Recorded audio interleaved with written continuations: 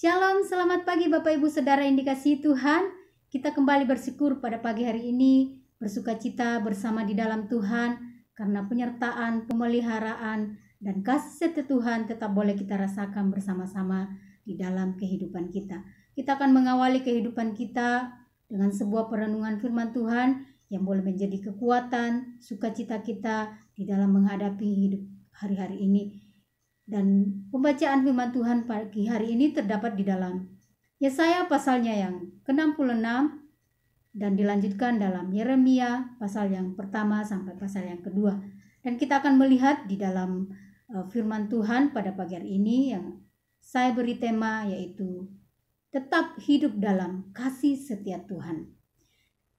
Kita melihat di dalam Yesaya pasalnya yang ke-66 di sini di perikopnya dikatakan keselamatan sesudah hukuman, di mana firman Tuhan mengingatkan kita kembali lewat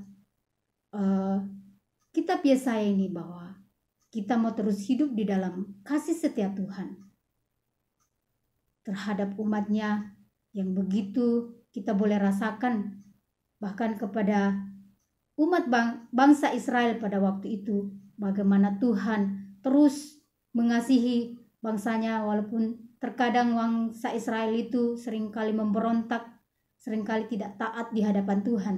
Tetapi di dalam hal ini kesetiaan Tuhan tidak pernah berubah terhadap umatnya.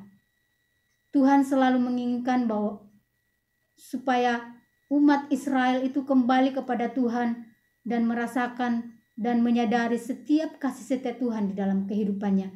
Dan ini kita mau belajar di dalam kitab Yesaya.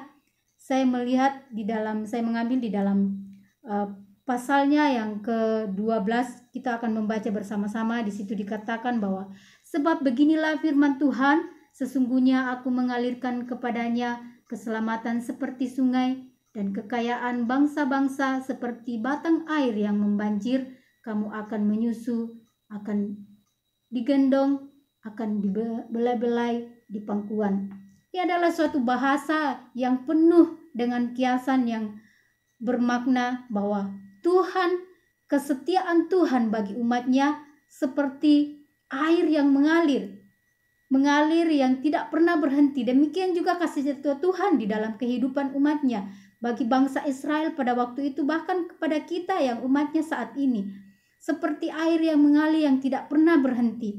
Kalau kita melihat Bapak Ibu Saudara yang dikasihi Tuhan, air itu tidak pernah berhenti untuk mengalir. Demikian juga kasih setia Tuhan di dalam kehidupan kita. Dan dikatakan juga bahwa keselamatan seperti sungai dan kekayaan bangsa-bangsa seperti batang air yang membanjir. Bahwa di dalam setiap yang Tuhan lakukan bagi kehidupan kita, di dalam kesetiaan Tuhan, kita tidak akan pernah mengalami namanya kekurangan tentang kasih setia Tuhan, kekurangan sukacita, kekurangan kekuatan, kekurangan kebahagiaan. Asalkan apa? Kita mau benar-benar menyadari bahwa hidup di dalam kasih setia Tuhan itu sungguh indah.